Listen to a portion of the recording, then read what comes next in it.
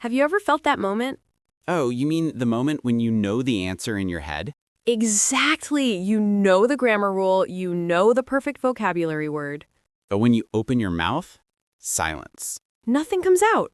Or maybe it comes out, but it feels robotic. You feel like you sound like a textbook, right? Yes, that feeling where your English doesn't match your personality. You are super funny and confident in your native language. But in English, you feel small or quiet or like a completely different person. We totally get that feeling. It's so common. Hi, everyone. I'm Mia. And I'm Leo. Welcome back to the English Blend. Today, we are diving into a huge topic, English for confidence and personality. It's not just about passing a test. It's about being you in English. Exactly. So grab your coffee and let's get started. We need to start by defining two important words, right? Yes, fluency and accuracy. These words sound similar, but they're very different, you know? Think of fluency first. What does it mean when we say someone is fluent? Most people think fluent means zero mistakes. That is actually inaccurate. That's the definition of accuracy. Accuracy is about correctness. It's about perfect grammar. It's about perfect pronunciation. It's the rules. It's checking every tense, every article, every plural. And accuracy is important. We are not saying it isn't. But fluency is different. Fluency is about flow and communication. Fluency means you can communicate your ideas without massive pauses. You are moving the conversation forward. You are getting your message across. You might make small mistakes, maybe a wrong tense here or there. But the listener understands you perfectly. That's the key. Understanding. Communication is the goal. If you go into a cafe and you want coffee and the barista understands coffee, please, you achieved fluency. Even if you forgot to say, I would like 1 cup of coffee, please. Exactly. Simple, fast, effective communication. That is fluency. We think the biggest mistake learners make is focusing 100% on accuracy. They are terrified of making a mistake. This fear is what kills your confidence. It blocks your personality. Because you are checking your mental grammar book constantly. You're having a three-way conversation. You, the listener, and your internal grammar teacher. And that teacher is very strict. Oh, absolutely. That teacher says, wait, is this the present perfect continuous or the simple past? By the time you decide, the moment is gone. The person has walked away. The conversation has moved on, and you feel bad because you couldn't join in. We call this the grammar block. It's where grammar stops fluency. We learned grammar, right? We studied hard, we know the rules, A2, B1, B2 level. But when we speak, we can't access those rules fast enough. Because your brain is trying to do two things at once, plan the message and check the accuracy. It's like trying to drive a car while simultaneously reading the mechanic's manual out loud. That sounds like a terrible, chaotic drive. It is. And you're gonna stall the engine, or in this case, stall the conversation. So how do we push past this? How do we prioritize fluency over accuracy in the moment? We have to change our mindset. We need to focus on one of the great phrases we want to talk about today. Get your point across. I love that phrase. What does it mean, Leo? To get your point across means to make sure the other person understands your main idea, despite any small language issues. It means you successfully communicate the essential message. For example, imagine you are late for a meeting. You don't need a perfectly structured apology. You just need to say, sorry, stuck in traffic, big problem. You got your point across. The message is received. You were delayed by traffic. Focusing on getting your point across takes the pressure off being perfect. It allows your natural, funny, or serious personality to come through. When you stop worrying about the S on the verb, you can start worrying about the idea you want to share. And that idea is what connects you to the other person. That's real conversation. I remember a story about this grammar block happening in a professional setting. Tell me, we need a little story time. Sure. I had a student. We'll call him Ben. Ben was brilliant at his job in finance. Very accurate with numbers, I assume. Extremely accurate. And his written English was perfect. 0 errors. But what happened when he had a team meeting? When it was his turn to speak, he would take a huge breath.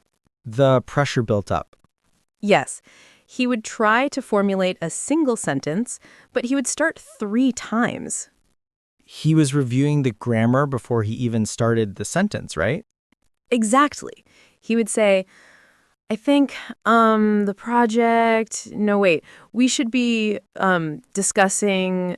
And his colleagues would jump in because the pause was too long.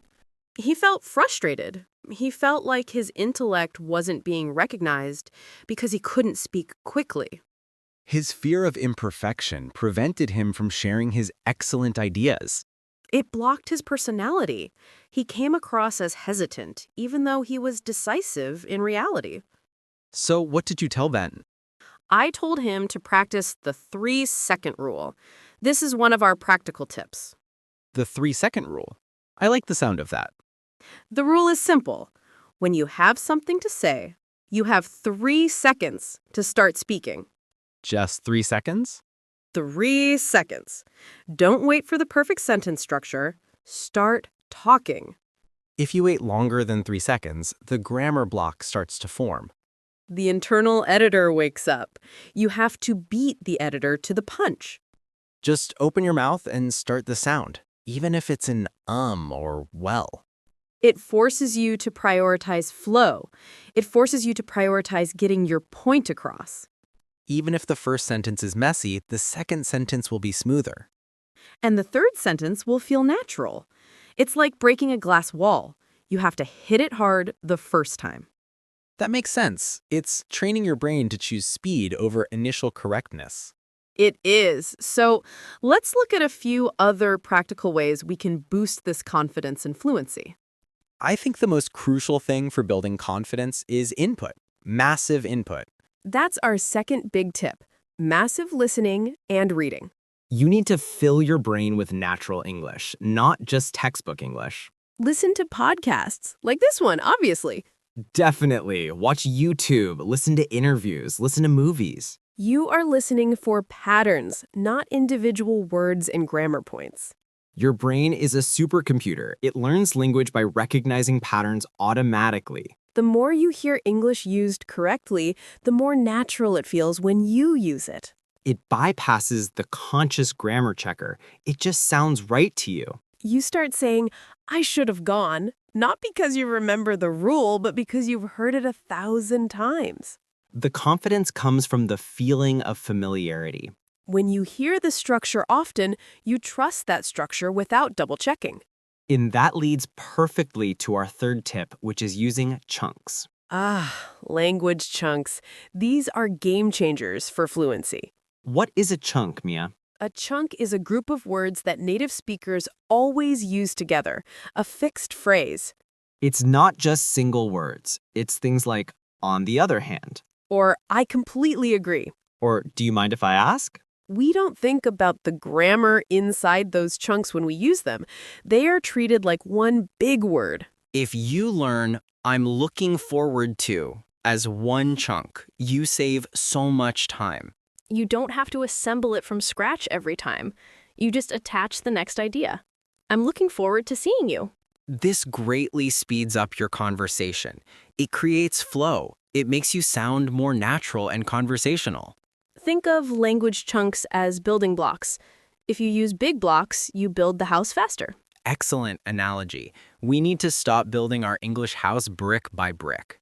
We need bigger, pre-assembled walls. So, tip 1, the 3-second rule. Start speaking fast. Tip 2, massive listening. Fill your brain with patterns. Tip 3, learn and use chunks. Use pre-assembled phrases. These tips directly help you overcome that grammar anxiety. Speaking of anxiety, let's talk about our next useful phrase. Sometimes, despite our best efforts, we hit a wall. That's a very common English idiom, to hit a wall. What does it mean when we hit a wall, Leo? It means you reach a point where you cannot make any more progress, or you feel exhausted, or you suddenly stop being able to do something. Maybe you are writing an email, and suddenly you can't think of the next word. You've hit a wall. Maybe you are studying for hours and your brain says no more new information. You have definitely hit a wall. In our context, hitting a wall can happen in conversation. You're talking, and suddenly you freeze up. You can't remember the word for cupboard.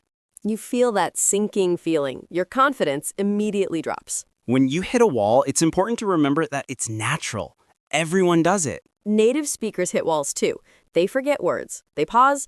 They use fillers like and like. The difference is they don't panic or give up when it happens. So when you hit a wall, use that 3-second rule again, but maybe in a different way. Don't stop the flow. Use a filler phrase. Say, hold on, what's the word? Or let me rephrase that. That keeps the communication going and shows your personality is still engaged. It shows that you are a human being, not a perfect translator robot. Remember, our theme is confidence and personality. We want to show who we are. Part of being human is forgetting things sometimes. And if you make a mistake, if you mess up the conjugation or use the wrong preposition, then we remember our third useful phrase, it's not the end of the world. That phrase is incredibly helpful for managing anxiety. It's not the end of the world means the situation is not serious, not catastrophic. It's manageable. You forgot the plural form of fish and said fishes. Is the world ending? No. Did the listener understand you? Yes, so it's not the end of the world. You ordered the wrong type of milk at the cafe because you confused oat and almond. Annoying, maybe, but not the end of the world. You can still drink the coffee. This phrase reminds us that mistakes are small and temporary. Fluency is communication, not perfection. We must internalize this idea. The listener is usually focused on the message, not the minuscule grammatical error. They are focused on what you are trying to share with them. And when you relax about the mistakes, your natural personality shines through. Suddenly, you can use humor, you can be sarcastic, you can share your strong opinions. Because you are focusing on the content and the connection. You are no longer focused on the construction of the sentences. Let's talk about one more quick tip before we wrap up, which is vital for personality. What's the final tip? Focused on intonation and stress. That sounds complicated, but it's actually really simple for A2 to B2 learners. It is. Intonation is the music of the language. It's how your voice goes up and down. Stress is which word you emphasize in a sentence. If you say, I didn't steal the book, that means someone else stole it. But if you say, I didn't steal the book, that means you maybe borrowed it or bought it, but definitely didn't steal it. The exact same words, but the personality and the meaning change completely. When you focus on intonation, you communicate your emotion more clearly. If you're excited, let your voice go high. If you're serious, keep your tone low. This is a direct way to ensure your English personality matches your real personality. It prevents you from sounding monotone or flat.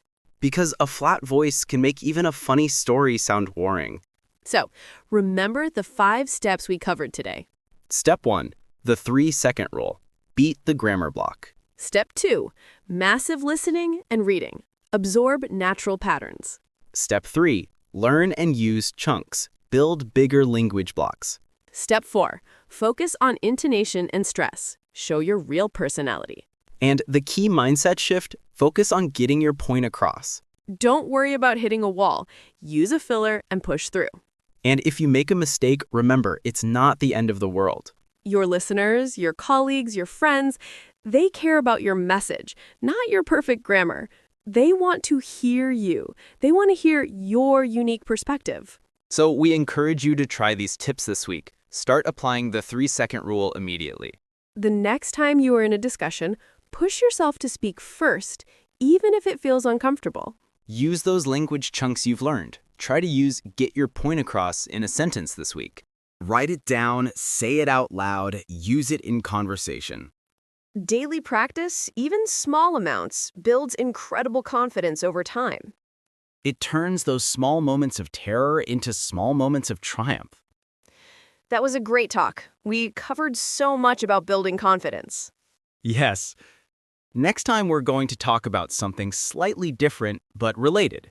We will be discussing how to use humor in English because being funny is a huge part of personality. That will be a lot of fun. See you in the next episode of The English Blend. Bye for now. Goodbye, everyone. Keep speaking.